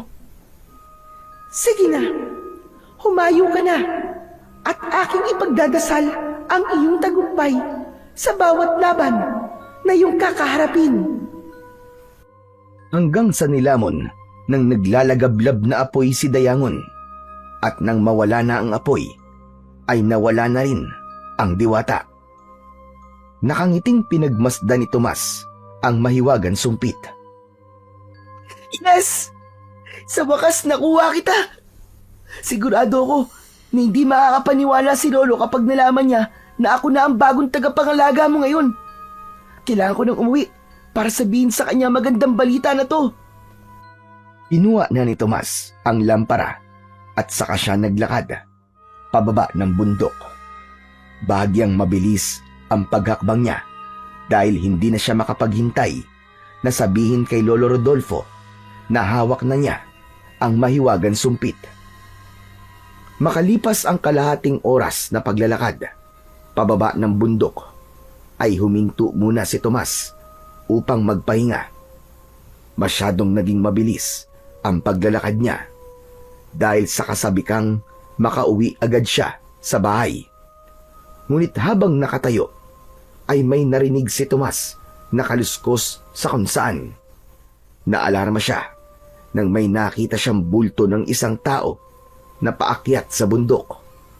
Habang papalapit ang taong yun, ay doon nalaman ni Tomas na yun ay walang iba kundi si Esteban. Nagmamadaling lumapit si Tomas kay Esteban. Kuya Esteban, anong ginagawa mo rito? Sinundan kita. Paano mo nalaman na nandito ako, kuya? Ang totoo ay nagising ako nang umalis ka sa bahay. Sinundan kita at alam ko na susubukan mong kunin na mahiwagang sumpit. Nainip na ako maghintay sa'yo sa ibaba ng bundok kaya eto, umakyat na ako. Ano pala nangyari? Nagtagumpay ka ba? Oo, kuya. Nagtagumpay ako, tignan mo. Nakuha ko mahiwagang sumpit. Yan na ba talaga mahiwagang sumpit? Nakuha mo talaga? Opo, kuya, ito na talaga yun. Kahit nga ako, hindi ako makapaniwala na ipinagkaloob sa akin to ng diwatang si Dayangon. Hindi ba sabi ko sa'yo na sigurado ko na ikaw ang susunod na magiging tagapangalaga niyan? Tignan mo, at nasa kamay mo na ngayon ang bagay na yan. Ayos, masaya ako para sa'yo, Tomas. Sobra kitang pinagmamalaki. Maraming salamat, kuya. Ikaw talaga ang unang naniwala sa akin. Hindi na ako makapaghintay na makauwi sa bahay namin para malaman ni Lolo na nasa akin na may wagang sumpit. Sigurado ako matutuwa sa iyo ang Lolo Rodolfo mo. Pero bago tayo umuwi, pwede ko bang hawakan ang mahiwagang sumpit? May malaking ngiti na inilahad ni Esteban ang kaliwa nitong kamay habang nakatingin ito ng diretso kay Tomas. Natigilan naman si Tomas sa gustong mangyari ni Esteban. Nagkaroon siya ng pag-aalinlangan na ipahawak ang mahiwagang sumpit kay Esteban kahit nakita niya sa mukha nito na gusto talaga nito yung mahawakan. Bakit nakatulala ka lang dyan? May problema ba? Wala naman, kuya. Pero sa tingin ko, hindi ko to pwedeng ipahawak sa ibang tao. Ano? Bakit naman? Sandali ko lang naman hahawakan tapos ibabalik ko na rin sa iyo eh. Gusto ko kasing makahawak ng ganyang uri ng sandata kahit isang beses lang sa buhay ko. Sorry talaga, kuya. Pero ang sabi kasi sa akin ng diwata ay hindi ko to pwedeng ipahawak sa ibang tao. Sana naman naiintindihan mo ko. Ay, ganun ba? Oo naman, naiintindihan kita, Tomas. Walang problema sa akin. Salamat, kuya. Hindi ka naman galit o nagtatampo kasi hindi ko pinagbigyan ng gusto mo. Ano ka ba? Bakit naman ako magagalit? Kung yan ang bilin sa'yo ng diwata, dapat sundin mo yun. O ano, tara na. Bumaba na tayo rito sa bundok at umuwi na tayo sa bahay nyo. Sige, tara na, kuya. Gusto ko na talaga malaman ni Lolo na nakuha ko na mahiwagang sumpit. Magkasabay na naglakad sina Tomas at Esteban pababa sa bundok. Naging magaan ang pakiramdam ni Tomas dahil hindi nagalit si Esteban nang hindi niya rito ipahawak ang mahiwagang sumpit. Ramdam ni Tomas ang kapangyarihan ng sumpit simula nang makuha niya yon na para bang sa maikling minuto pa lamang ay nagkaroon na sila ng koneksyon. Oo nga pala, kuya. Tulog pa ba si Lolo nang umalis ka sa bahay namin? Sa tingin ko tulog siya eh. Nasa kwarto siya nang umalis ako. Sa tingin mo ba ay matutuwa talaga si Lolo kapag nalaman niya na ako ang bagong tagapangalaga ng mahiwagang sumpit? Oo naman. Ibig sabihin lang nun ay karapat dapat kang sumunod sa yapak niya. Yung diwata nga, pinagkatiwalaan ka eh. Si Lolo Rodolfo pa kaya? Kung ganun, ay sasanayin niya na ako ulit sa pakikipaglaban sa mga aswang at magiging mahusay din ako manunugis kagaya niya. Ayos? Sigurado ko na mangyayari yan, Tomas. Mas lalong naging masaya si Tomas sa mga narinig niya mula kay Esteban. Binilisan na nilang dalawa ang paglalakad hanggang sa tuluyan na silang nakababa sa bundok. Naging madali na ang kanilang paglalakad dahil patag na ang nilalakaran nila. Nang nakarating sila sa mismong baryo, ay nagtaka si Tomas dahil tila nagkakagulo ang mga tao. Ano nangyayari, kuya? Bakit lahat ng mga tao ay nasa labas? Hindi ko alam. Nung umalis naman ako kanina wala sila riyan Hindi kaya may mga aswang na umaatake habang nasa bundok tayo? Sa tingin ko wala naman. Pero umuwi na muna tayo. Sigurado ako na si Lolo Rodolfo ang makakasagot sa mga tanong natin. Biglang kinabahan si Tomas sa isang bagay na hindi niya pa alam. Nang sandaling yun, kung kaya lang niyang lumipad para mabilis siyang makauwi, ay ginawa na niya. Kulang na nga lang ay tumakbo sila ni Esteban ng napakabilis. Sa wakas ay nakarating na sila sa bahay. Natigilan si Tomas nang makitang nakabukas ang pinto ng kanilang bahay. Agad siyang pumasok at pagbukas niya sa pinto ng kwarto ay wala roon si Lolo Rodolfo. Napakagulo ng buong kwarto na para bang dinaanan yun ng bagyo. Kuya, wala rito si Lolo Rodolfo. Nasaan siya? Ano ba talaga nangyari rito? Teka, hindi kaya nasa labas lang siya? Hanapin natin!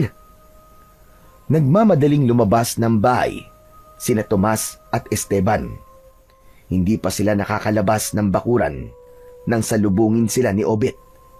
Bakas sa mukha ni Obet ang labis na pag-aalala na nagpatindi ng kaba ni Tomas.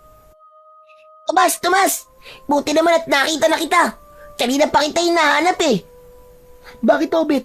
Ano ba nangyari? Alam mo ba kung nasan si Lolo Rodolfo? May mga aswang kasi sumalakay dito kanina. Tapos, kinuha nila ang lolo mo. Ano? Paano kinuha? Dinukot nila. Kinidnap. Basta ganun. Sabi ko na nga ba? Saan nila dinala si Lolo? Alam mo ba? Sa gubat, doon nila dinala si Lolo Rodolfo. Humarap si Tomas kay Esteban. Kuya, kailangan kong iligtas si Lolo. Nanganganib ang buhay niya sa mga aswang. Hindi siya makakalaban sa mga yun dahil wala na siyang agimat. Huwag ka mag-alala dahil tutulungan kita. Tinulungan niyo ako na magkaroon ng pansamantalang tahanan dito. Kaya ito na ang pagkakataon ko para makabawi. Sandali lang, kukuha lang ako ng itak. Muling pumasok sa bahay si Esteban. Matapos yun, ay muling kinausap ni Obet si Tomas. Tama ba ang narinig ko? Iniligtas mo si Lolo Rodolfo? Oo, Obet. Wala nang ibang pwedeng magligtas sa kanya kundi ako. Nako naman, paano kung mapahamak ka? Wala na akong pakialam. Basta ililigtas ko si Lolo. Bahala na kung ano mangyari sa akin. Nang sandaling yon, ay naputol na ang pag-uusap ni na Tomas at Obet dahil lumabas na si Esteban na may bitbit na itak. Wala lang sinayang na oras sina Tomas at Esteban. Patakbo nilang tinahak ang daan papunta sa gubat habang sa puso ni Tomas ay umaasa siya na hindi pa huli ang lahat para mailigtas niya si Lolo Rodolfo mula sa mga kamay ng aswang. Nang makapasok na sa kagubatan sina Tomas, ay agad nilang hinanap si Lolo Rodolfo. Naghanap sila ng mga bakas ng mga aswang pero wala silang nakita. Sa lawak ng gubat, alam ni Tomas na mahihirapan sila ni Esteban na suyurin yun. Sandali lang, Tomas! Bakit, kuya? Hindi tayo pwedeng tumigil kahit isang segundo dahil ba ako ano nang ginagawa ng mga aswang na yung kay Lolo? Alam ko, pero may naisip akong plano. Sa tingin ko, ay mas makabubuti kung maghihiwalay tayo nang sa ganun ay magkaroon tayo ng mas malaking tsansa na mahanap si Lolo Rodolfo. Sa tingin ko'y tama ka, kuya. Sige, maghiwalay tayo ng paghahanap kay Lolo. Sa pagkakataon na yon, ay naghiwalay na sina Tomas at Esteban. Nang mag-isa na si Tomas, ay mas lalo niyang naramdaman ang kaba at takot sa kung ano na ang maaaring nangyayari sa kanyang lolo Rodolfo. Sinuyod ng mabuti ni Tomas ang bawat kasulok-sulukan ng gubat. Hindi siya huminto kahit tagaktak na siya ng pawis sa buo niyang katawan. Hindi nagtagal ay isang aswang ang biglang sumulpot sa kanyang harapan. Biglang tumakbo palayo ang aswang na parabang nais nito na sumunod siya rito. Sinundan ni Tomas ang aswang hanggang sa nakarating siya sa parte ng gubat na walang masyadong puno. Naroon si Lolo Rodolfo. Hawak ng 2 aswang ang magkabilaan nitong braso habang nakaluhod ito sa lupa. May mga sugat sa katawan ang matanda at bakas sa muka nito ang panghihina. May ilan pang aswang ang naroon. Merong nakaupo sa sanga ng mga puno at ang iba ay nasa likuran ni Lolo Rodolfo. Lolo! Nandito na po ako para iligtas ka! Hindi ka na dapat nagpunta rito, Tomas. Umalis ka na rito. Hayaan mo akong mamatay rito, tumakas ka na. Hindi, Lolo! Hindi! Hindi ko po pwedeng hayaang mangyari yon. Tignan niyo po! Nakuha ko na po may wagan sumpit. Ako na po ang tagapangalaga nito, Lolo.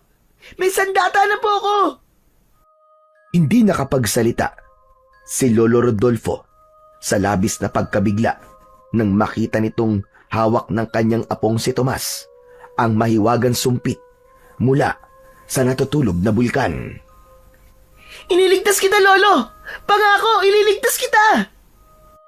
Hanggang sa mula sa likod ng mga aswang ay lumabas si Esteban. Nakangisi yun at huminto yun sa tabi ni Lolo Rodolfo. Tama ka, Tomas. Ikaw nga ang magliligtas sa mahal mong lolo. Pero hindi lang ikaw, kundi maging ang mahiwagang sumpit. Teka, Kuya Esteban? Anong ibig sabihin nito? Gusto mo bang ipaliwanag ko pa sa iyo ang lahat? Sige. Hayaan mong sabihin ko sa iyo ang totoo. Ang totoo ay ako ang pinuno ng mga aswang na sumasalakay sa inyong baryo. Isa sa mga alagad ko ang siyang pumatay sa kapatid mo dahil alam kong magiging sagabal siya sa plano kong sakupin ang inyong baryo. Walang hiya ka! Pakawalan mo ako rito at tayo magharap! Hayop ka, demonyo ka! Biglang sinipa ni Esteban sa muka ang matanda na si Lolo Rodolfo. Lolo! Siraulo ka! Huwag mo saktan ang lolo ko! Ang ayoko sa lahat ay yung sumisingit kapag meron akong sinasabi. Isa pang totoo ay pumasok ako sa buhay nyo para mas lalong magulo ang buhay nyong dalawa. Lahat ng mga ginawa at sinabi ko ay parte lamang ng aking mahusay na pagpapanggap. Pinilit ko kayong pag-awayin at ginawa ko ang lahat para magalit ka sa lolo mo, Tomas. Pero wala. Masyado ka talagang mabait. Kaya nang malaman kong tungkol sa maywagang sumpit, naisip ko na lang na kung mapapasa kamay ko ang bagay na yon, ay ako na ang magiging pinakamalakas na aswang dahil may hawak akong isang makapangyarihang sandata. Kaya Tomas, ibigay mo sa akin ang maywagang sumpit kapalit ng buhay ng yun Lolo Rodolfo. Huwag! Huwag, Tomas! Huwag mo siyang pakinggan! Huwag mong ibibigay sa kanya mahiwagang sumpit, apo! Sa pagkakataon na yon, ay nagpalit na ng anyo si Esteban. Ipinakita na nito kung sino talaga ito. Mula sa pagiging tao, ay naging isa itong aswang na may mapupulang mga mata, matutulis na mga ngipin, at matatalas na mga kuko. Hinawakan ng aswang na si Esteban sa batok si Lolo Rodolfo at hinila nito ang matanda patayo. Itinutok ng aswang ang mga kuko nito sa leeg ni Lolo Rodolfo. O ano? Bilisan mo na ang pagdidesisyon, Tomas. Madali akong mainip. Parang awa mo na. Huwag mong papatayin ang lolo ko. Maawa ka sa kanya. Hindi siya mamamatay kung ibibigay mo sa akin ang gusto ko. Akin na ang mahiwagang sumpit. Tomas, huwag mong ibibigay sa aswang na ito ang gusto niya. Hindi natin alam ang maaaring mangyari kapag napunta ang sandata na yan sa maling mga kamay. Matanda na ako, Apo, at kontento na ako sa mga nagawa ko sa aking buhay. At wala na akong pakialam kung mamamatay man ako ngayong gabi.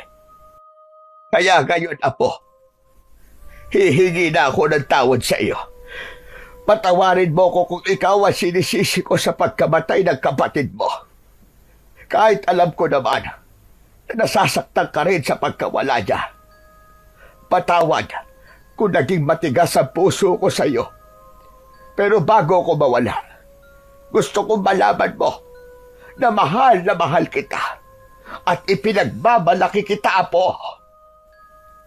Lolo! Lolo, ayoko po mawala kayo.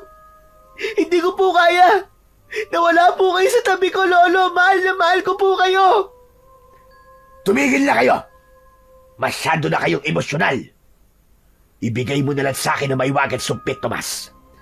Dahil nanginginig na ang mga kamay ko. Masama akong naiinip. Oo, sige na. Ibibigay ko na. Patawad po, Lolo.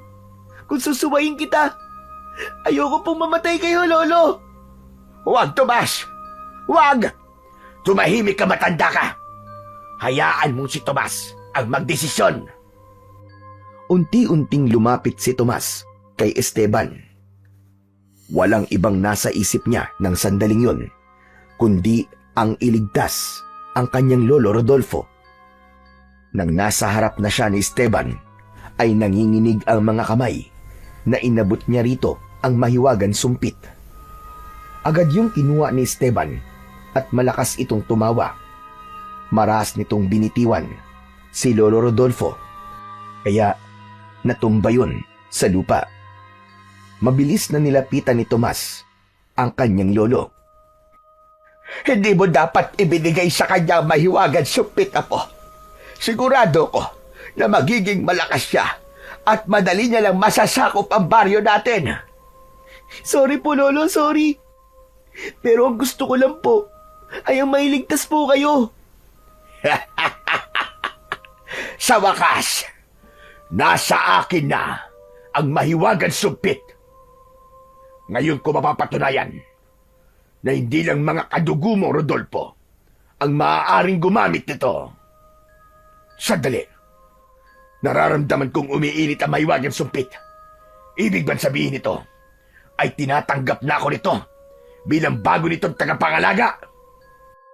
Matapos yung sabihin ng aswang na si Esteban, ay biglang nagliyab ang mahiwagan sumpit. Mabilis na gumapang ang apoy patungo sa braso nito hanggang sa buo nitong katawan.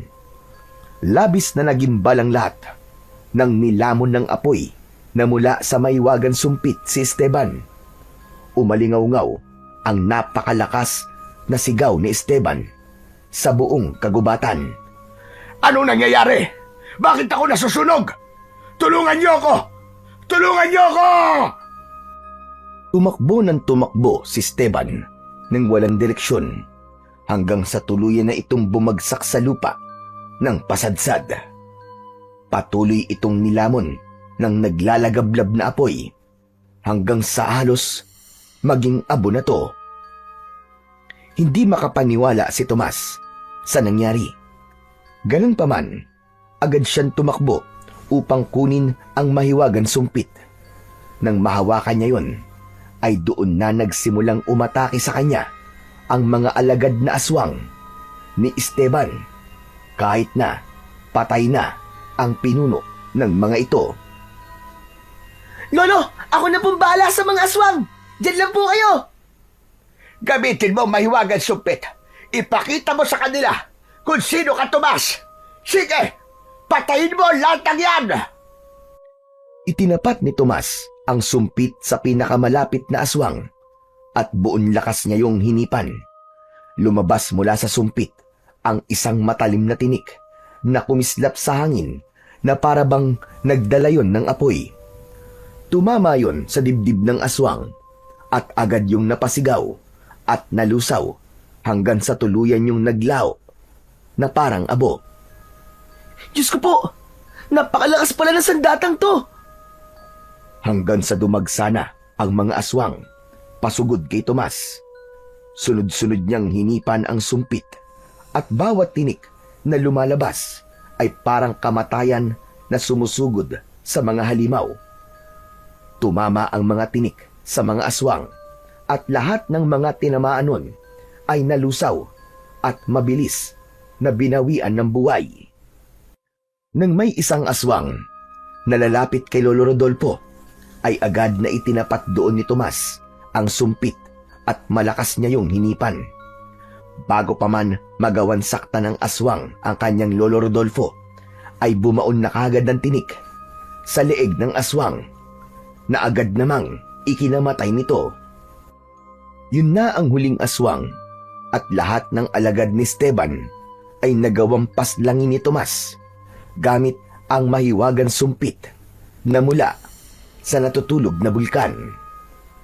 Nagulat si Tomas nang lapitan siya ni Lolo Rodolfo at mahigpit siya nitong niyakap. Apo, napakagaling mo. Maraming salamat sa pagliligtas mo sa buhay ko, Apo. Maraming salamat. Siyempre naman po, Lolo. Hindi ko po kayo pwedeng pabayaan. Mahal na mahal ko po kayo.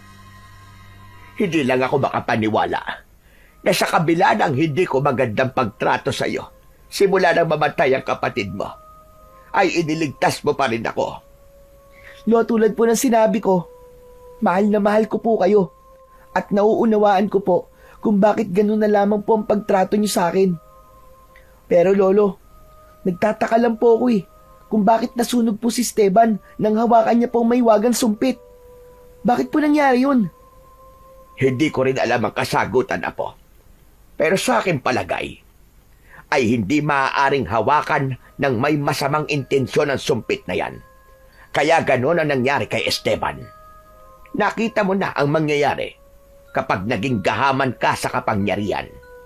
Ang pagiging sakim niya sa lakas at kapangyarihan ang nagpahamak sa kanya at nagbulig sa dagat-dagatang apoy.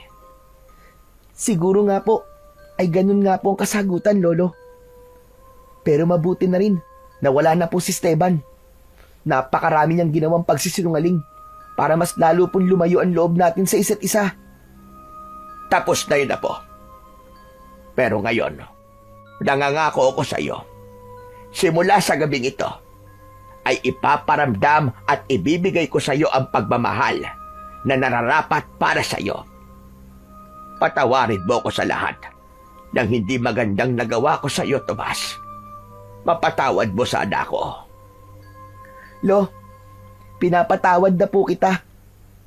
Lo, mahal na mahal po kita.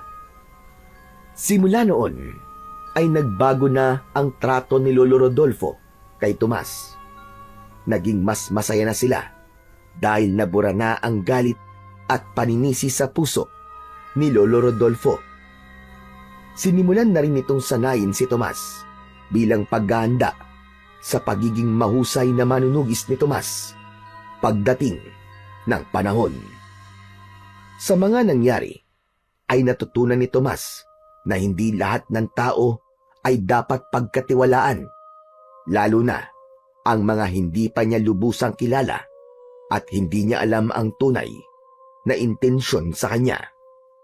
Ang pagkakamaling yun kasi ang nagdala ng malaking panganib hindi lang sa kanila ng kanyang Lolo Rodolfo, kundi maging sa kanilang baryo. Sa kabila ng lahat, Masaya si Tomas dahil nararamdaman na niya ang pagmamahal sa kanya ni Lolo Rodolfo na isang bagay na inakala niya na sa pangarap na lamang mangyayari.